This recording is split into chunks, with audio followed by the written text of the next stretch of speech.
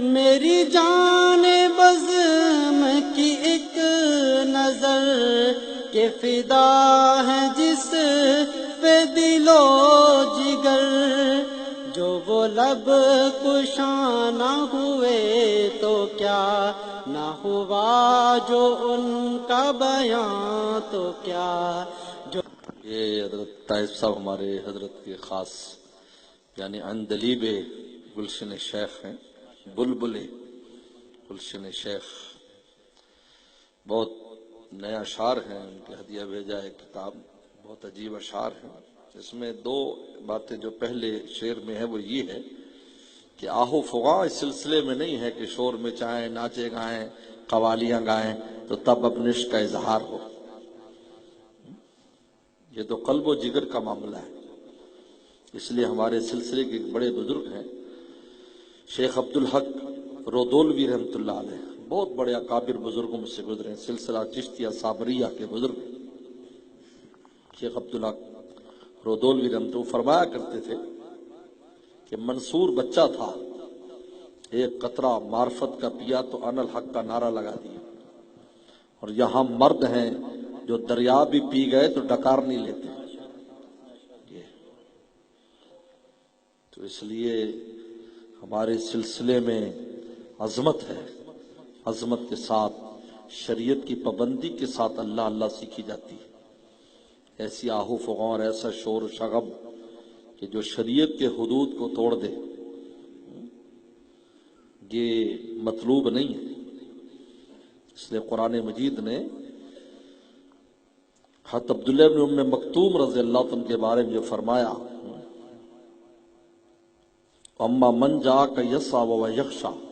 فانت عنہ تلاہا، ہمارے محبوب جو دوڑتا ہوا آپ کے پاس آ رہا تھا، وہ یخشی، اور وہ ڈر بھی رہا تھا کہ مجھ سے کوئی گستاخی نہ ہو جائے، تو میرے شیخ فرمایا کرتے تھے عارف باللہ مولانا شاہ کی مقتدر صاحب رحمۃ اللہ علیہ کہ یہ جو یسعی کہا ہے یہ عشق تھا، عشق میں دوڑے چلے آ رہے ہیں، ایک بات ذہن میں آ گئی تو مجھے دربار میں باریابی کا بہانہ ہاتھ میں آ گیا کہ رسول اللہ سے ملاقات ہو جائے گی، میں آپ سے بات پوچھوں گا۔ یہ یسعی ہے، یہ عشق ہے، وہ یخشا اور ڈر رہے تھے، یہ شریعت ہے کہ کہیں میں حدود سے پار نہ ہو جاؤں۔ تو ہمارے اس طریق میں ایک ہاتھ میں عشق کا جام ہے اور ایک ہاتھ میں شریعت کا کوڑا اور شریعت کے حدود ہیں، اس سے باہر نہیں ہونا، اس کے اندر رہنا ہے، ان حدود کے اندر اندر رہنا، باہر نہیں رہنا، یہ ہے۔ اور شیخ کے بارے میں جو بتایا، پہلا شعر سے اللہ تعالیٰ کے بارے میں ہے کہ ذات الہی ہمارے آس پاس ہے، خلوت میں بھی جلوت میں بھی،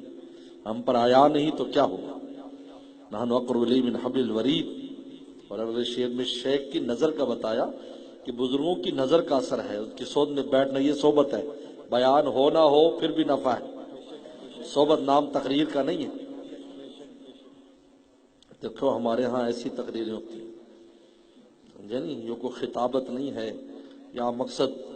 اللہ کا بننا ہے، ضروری نہیں ہے کہ جناب خطبہ ہو، اس کے وہ خطبہ بھی ہوگا بعد میں، لیکن یہ میرے شیخ کا مجھ پر اثر ہے۔ ہمارے شیخ بھی بیچ میں اگر کوئی شعر ہوتا تو اس پر گفتگو فرما دیتے تھے، کیونکہ ہر چیز کا ایک وقت ہوتا ہے، اپنے وقت پر جو چیز ہوگی، اگر بارش اپنے ٹائم پر ہوگی تو فصل کو فائدہ دے گی نا، بعد میں تو بات ہوتی رہے گی۔ تو حضرت شیخ زکریا رحمۃ اللہ علیہ نے یہ بات اس زمانے کی ہے جب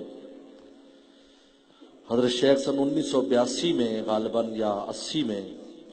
فیصل آباد میں آپ نے اعتکاف فرمایا تھا، حضرت شیخ زکریا رحمہ اللہ نے فیصل آباد میں، اور کراچی سے حضرت تشریف لائے تھے۔ ان دنوں میں ہم بنوری ٹاؤن میں ہوتے تھے، تو اس وقت حضرت کے لیے